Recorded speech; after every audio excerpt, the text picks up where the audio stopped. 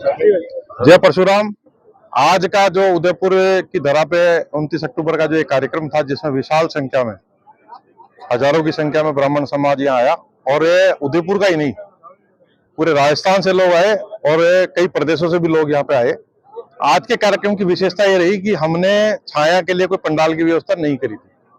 उसके बावजूद भी कड़कड़ाती धूप में लोगों ने घंटों तक अपने समाज की एकता का परिचय दिया। और सुना ही नहीं थी, उत्साह से सुना, वो देखने लायक। आज की विशेषता ये रही इस कार्यक्रम की कि धूप के अंदर समाज जिस तरीके से डटा रहा, और जितने लोग इस पंडाल में थे, इस पंडाल से बाहर थे, उससे ज्यादा बाहर पेड़ों की छाया में इधर उधर लोग बैठे हुए थे। तो संख्या, एक छोटे से आह्वान पे इस तरीके की संख्या का आना, ये निश्चित तौर पे दर्शाता है कि समाज में बदलाव आ चुका। जिन जिन्होंने कहा था कि समाज बार बार इकट्ठा नहीं हो सकता, 19 मार्च के बाद चाहे सिरोही का हो, पाली का हो, जोधपुर का, उदयपुर का, कहीं का भी कार्यक्रम, संख्या निरंतर बढ़ती जा रही है। समाज एकजुट होता जा रहा है। समाज के इस पूरे सिस्टम में से दलाल बाहर होते जा रहे हैं और समाज एक साथ आता जा रहा है।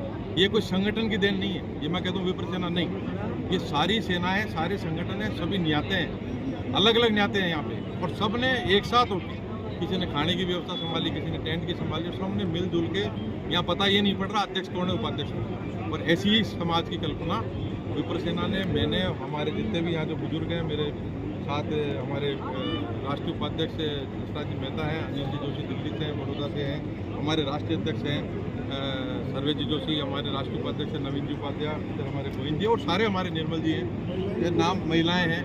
मतलब मैं नाम सबका नहीं ले सकता, बाकी सब ने इस कार्यक्रम के लिए अलग अलग प्रदेशों से भी आए और जो उत्सुकता दिखाई।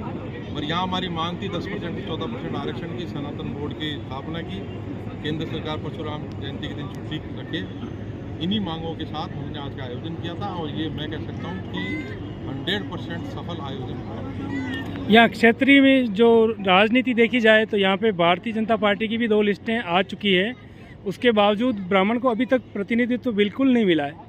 और जब तक ये दोनों पार्टियों की लिस्टें नहीं आ जाएगी, क्योंकि अभी भी 3 सीटें बाकी हैं, और पिछली बार जो मेरे में जो सीटें मिली, या राजस्थान में जो सीटें मिली, मैं फिर कह रहा हूँ कि मैंने पहले भी कहा कि ये जो सीटें कम हुई है, इसका श्रेय ये 6 महीने को नहीं जाता, ये 60 साल को जाता है। हमने, या हमारे राजनेताओं ने, बीजेपी कांग्रेस के जो ब्राह्मण राजनेता है, विप्र सेना है, जयपुर की जो महापंचायत, इस आयोजन ने तो ये काम किया है कि उसको कम से कम वहाँ रोके तो सही, जो 18-20 सीटें मिलती थी। और आज का आयोजन करने के पीछे भी एक हिडन एजेंडा यही था कि अभी भी 100 से ज़्यादा टिकटें दोनों पार्टियों की बाकी है।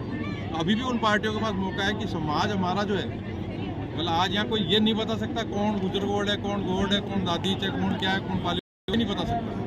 ये जो एकता है, ये उनको ललकार रही है कि 42 लाख वोट है, और ये वोट इस बार एक तरफा पड़ेगा। तो पार्टियों को बढ़ चढ़ के, जो पार्टी हमें ज़्यादा देगी, चाहे वो बीजेपी हो चाहे कांग्रेस हो, क्योंकि ब्राह्मण को देना आता है तो लेना भी आता है, और जो हमें नहीं देगा हम उसको नहीं देंगे। तो ये आज के आयोजन के पीछे ये जो बची हुई सीटें हैं, इन पर भी एक दबाव बनाने की हमारी रणनीति थी, और हम उसमें सक्सेस हुए, और आने वाली सीटों में आपको दिखेगा इसका परिणाम आएगा। जय जय परशुराम, जय जय परशुराम, जय परशुराम।